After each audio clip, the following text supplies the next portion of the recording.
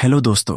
कभी कभी जिंदगी हमें ऐसे मोड़ पर लाकर खड़ा कर देती है जहां सामने खड़ा होता है वो इंसान जिसे हमने कभी खुद छोड़ दिया था, लेकिन आज उसकी जान बचाना हमारी सबसे बड़ी जिम्मेदारी बन जाती है। सोचिए, उस वक्त आप क्या करेंगे? क्या आप अतीत से भागेंगे या उस मोहब्बत के लिए लड़ेंगे जो कभी अधूरी रह गई थी? ये कहानी है एक ऐसी लड़की की जो कभी किसी की पूरी दुनिया थी। वक्त बदला, जिंदगी आगे बढ़ी और वो लड़की अब एक कामयाब न्यूरोलॉजिस्ट बन चुकी थी। नाम था नेहा सक्सेना। एक दिन जब ऑपरेशन थिएटर में एक गंभीर एक्सीडेंट केस लाया गया तो नेहा को अंदाजा भी नहीं था कि मरीज वही होगा जिसे कभी उसने खुद छोड़ा था। विवेक शर्मा, जिसे अब होश नहीं था और जो जिंदगी की आखिरी सांसें गिन रहा था। अब उसकी जान बचाना उसी के हाथ में था। क्या नेहा उसे बचा पाएगी? क्या पुरानी मोहब्बत फिर से सांस ले पाएगी या किस्मत एक बार फिर उन्हें जुदा कर देगी? पूरी कहानी जानने के लिए वीडियो को आखिर तक जरूर देखिए, लेकिन उससे पहले वीडियो को लाइक करें, चैनल को सब्सक्राइब करें और कमेंट में अपना और अपने शहर का नाम जरूर लिखें।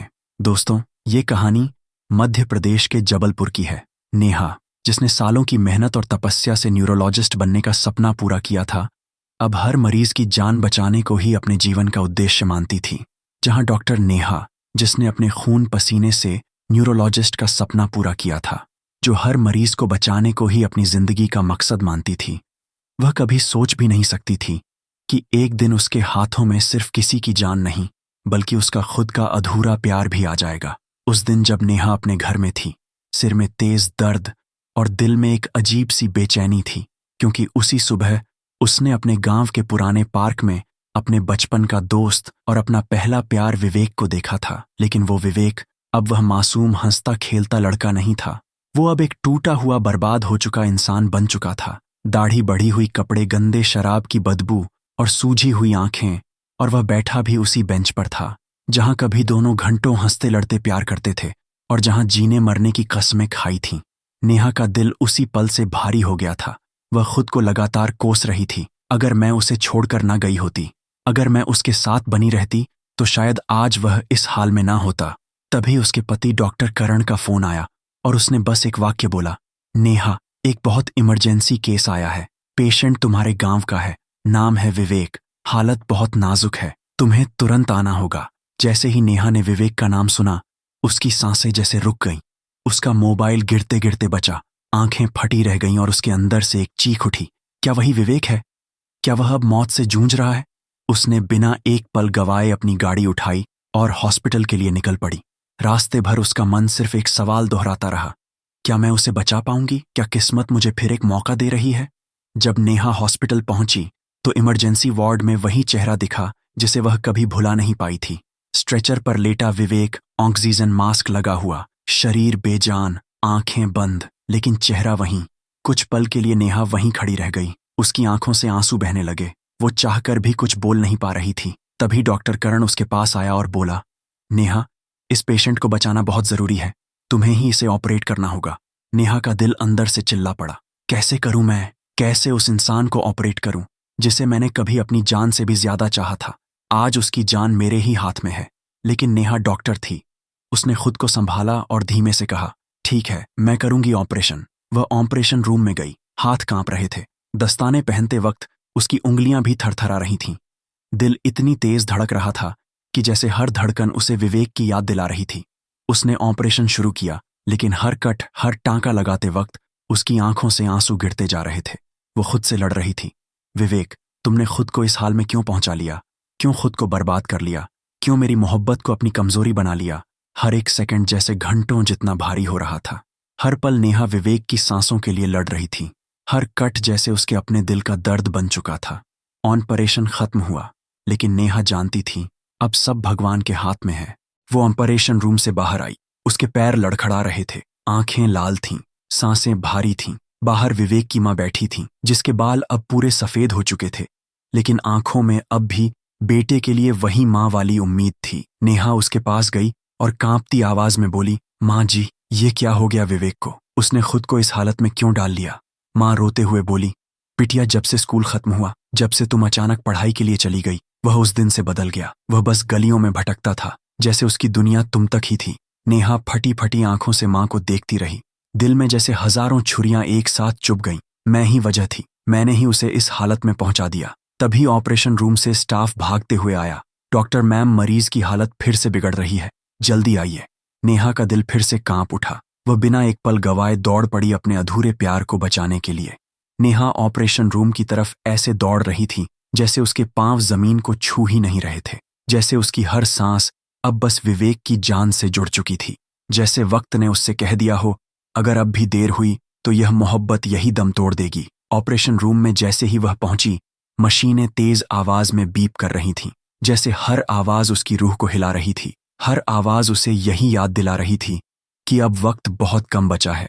विवेक की नब्ज कमजोर होती जा रही थी। मॉनिटर पर धड़कन की छोटी छोटी तरंगे अब बहुत धीमी हो चुकी थीं, जैसे मौत अब बस कदम भर की दूरी पर थी। नेहा ने अपने आंसू पोंछे खुद को संभाला, दस्ताने फिर से पहने और पूरी हिम्मत से विवेक की सांसों के लिए जंग शुरू कर दी। अब वह अपने बचपन के लिए, अपनी मोहब्बत के लिए, अपनी अधूरी कहानी के लिए लड़ रही थी।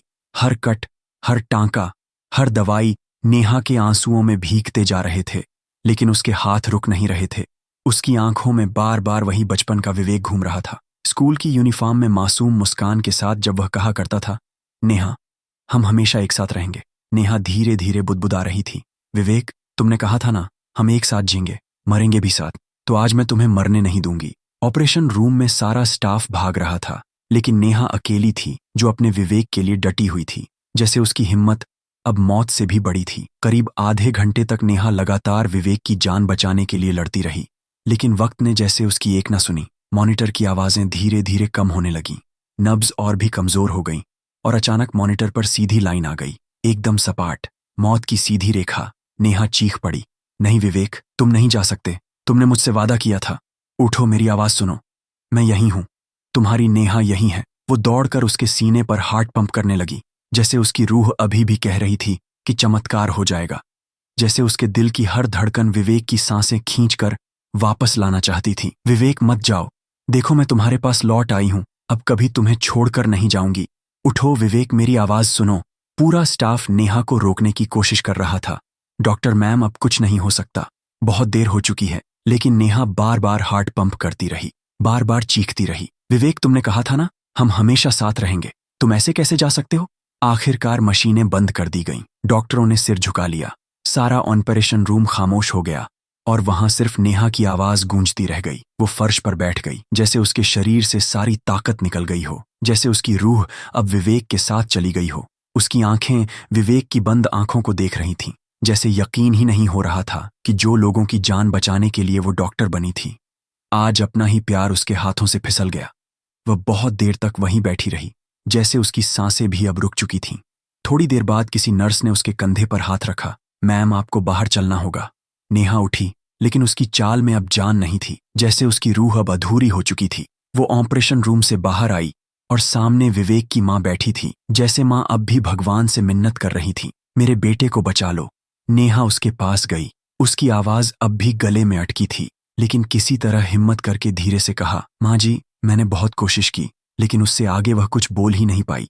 उसके आंसू खुद सब कह गए। माँ वहीं फर्श पर गिरकर रोने लगी, मेरा विवेक, मेरा बेटा मुझे छोड़कर चला गया। पूरा हॉस्पिटल उस माँ की चीखों से गूंज उठा। नेहा बस यही दोहराती रही, माँ जी, मैंने बहुत कोशिश की थी, मैंने कुछ नहीं छोड़ा था, मैंने उसे बचाने के लिए सब कर दिया था, लेकिन किस्मत नेहा की सुनने को तैयार नहीं थी। वह धीरे धीरे वहां से उठी और खुद को खींचते हुए अपने घर आ गई। नेहा घर पहुंची तो जैसे उसके कदम खुद को खींचते हुए आ रहे थे। दरवाजा धीरे से बंद किया और बिना किसी से कुछ कहे वो सीधे अपने कमरे में चली गई, जैसे वह अब इस दुनिया से अलग हो चुकी थी, जैसे अब उसके पास कोई सवाल नहीं था, कोई जवाब नहीं था, बस एक अधूरी मोहब्बत थी जो अब कभी पूरी नहीं हो सकती थी। वह कमरे के फर्श पर बैठ गई, दीवार से सिर टिकाकर अपने आप से बड़बड़ाने लगी, क्यों विवेक, क्यों कर लिया तुमने यह सब, क्यों खुद को बर्बाद कर लिया, क्यों मेरी मोहब्बत को अपनी कमजोरी बना लिया। उसकी आंखों से आंसू लगातार बहते जा रहे थे। उसने अपने सिर को घुटनों में छुपा लिया, जैसे वो अपने ही बोझ तले दब चुकी हो। वो अपने बचपन की यादों में खो गई। तुम्हें याद है ना विवेक, जब हम स्कूल जाते थे, जब हम खेतों के रास्ते से हंसते हुए स्कूल पहुंचते थे, जब तुम्हारे बैग में मेरी पानी की बोतल होती थी, जब मैं तुम्हारे टिफिन से रोटी चुराती थी और तुम कहते थे कि हम कभी एक दूसरे से जुदा नहीं होंगे। नेहा की आंखों के सामने वह हर छोटी छोटी बातें घूम रही थीं।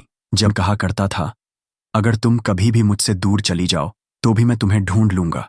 लेकिन आज विवेक खुद ही इतना दूर चला गया था जहां से अब कोई लौट कर नहीं आता।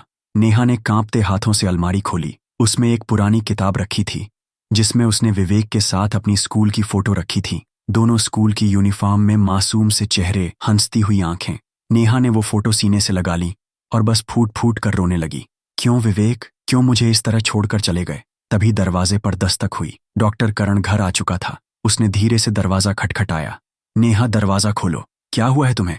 नेहा ने धीरे से दरवाजा खोला। उसका चेहरा सूजा हुआ था, आंखें लाल थीं और उसकी रूह जैसे कहीं खो चुकी थी। करण ने चिंता से पूछा, नेहा क्या हुआ, बताओ ना, आखिर क्या बात है? नेहा फूट फूट कर रोने लगी। उसने कांपती आवाज में कहा, वो पेशेंट जिसे तुमने मुझे ऑपरेट करने को कहा था, वो कोई और नहीं था। वो मेरा बचपन का दोस्त था, मेरा पहला प्यार था। करण सुनकर चौंक गया, जैसे उसने कभी ऐसा सोचा भी नहीं था। नेहा रोती हुई बोली, हम दोनों एक साथ स्कूल जाते थे, साथ जीने मरने की कस्में खाते थे, लेकिन किस्मत ने मुझे विदेश भेज दिया। मैं चली गई और वह टूट गया। मैं उसे छोड़कर आगे बढ़ गई, लेकिन वह मुझे छोड़कर खुद से भी दूर चला गया। करण थोड़ी देर चुप रहा, फिर धीरे से बोला, नेहा, प्यार कभी गलत नहीं होता, लेकिन प्यार में खुद को बर्बाद कर देना भी सही नहीं होता। अगर वह तुमसे सच्चा प्यार करता तो तुम्हारे लिए खुद को संभालता। तुम्हारी याद में खुद को खत्म कर देना ये मोहब्बत नहीं थी, ये उसकी हार थी। नेहा ने कांपते हुए कहा, मैंने बहुत कोशिश की थी उसे बचाने की, लेकिन वह मुझसे भी हार गया, खुद से भी हार गया। करण ने नेहा के कंधे पर हाथ रखते हुए कहा, अब खुद को मत पड़ो। जो चला गया वो लौट कर नहीं आएगा, लेकिन जो तुम्हारे साथ है उसे खो मत देना। मैं जानता हूं तुम्हारे दिल में उसकी जगह हमेशा रहेगी, लेकिन तुम्हारा आज भी तुम्हारा इंतजार कर रहा है। मैं तुम्हारे साथ हूं, तुम्हारा हमसफर हूं, तुम्हारा दोस्त भी हूं। नेहा फूट फूट कर रोने लगी, जैसे उसकी रूह खुद से सवाल कर रही थी, क्या मैं खुद को कभी माफ कर पाऊंगी? उस रात नेहा बहुत देर तक खिड़की के पास बैठी रही, जैसे वह आसमान के तारों में रोहन को ढूंढ रही थी। जैसे वह जानती थी कि विवेक कहीं से उसे देख रहा होगा, शायद मुस्कुरा भी रहा होगा। नेहा ने आसमान की ओर देखते हुए कहा, विवेक, तुम्हें मुझसे बिछड़ने का हक तो था, लेकिन खुद से बिछड़ने का हक तुम्हारे पास नहीं था। तुमने खुद को नहीं मारा, तुमने हमारी मोहब्बत को मारा है। लेकिन आज मैं तुम्हारी कहानी यही खत्म कर रही हूं। तुम्हारी यादें मेरे दिल में रहेंगी, लेकिन अब मैं अपने रास्ते पर चलूंगी। तुम्हें अब दुआओं में छोड़ती हूं। अलविदा विवेक। कुछ दिनों बाद नेहा उसी पार्क में गई, उसी बेंच पर बैठी जहां आखिरी बार विवेक बैठा था। उसने अपनी और विवेक की फोटो उस बेंच पर रख दी, जैसे उसने अपने अतीत को वहीं छोड़ दिया हो। नेहा मुस्कुराते हुए वहां से चली गई। हाँ, उसकी मुस्कान अब भी थोड़ी भारी थी, लेकिन अब वह बोझ नहीं थी। अब वह आगे बढ़ चुकी थी, अपने पति के साथ, अपने जीवन के साथ और खुद के साथ। इस कहानी से यही सीखने को मिलता है दोस्तों, किसी के चले जाने से जिंदगी खत्म नहीं होती। अगर प्यार में बिछड़ भी जाऊं तो खुद को बर्बाद मत करना, क्योंकि प्यार कभी खुद को मिटाने का नाम नहीं होता। प्यार तो खुद को संवारने का नाम होता है। दोस्तों, क्या आपके साथ भी कभी ऐसा अधूरा प्यार हुआ है? क्या आप भी कभी किसी की याद में खुद को खो बैठे थे? आपका क्या मानना है? प्यार के लिए खुद को बर्बाद करना सही है या खुद को संभाल कर आगे बढ़ना? कमेंट में जरूर बताइए, क्योंकि आपका जवाब किसी की जिंदगी बिखरने से बचा सकती है। और अगर यह कहानी अच्छा लगा हो तो लाइक करें। मिलते हैं अगली वीडियो में नई कहानी के साथ।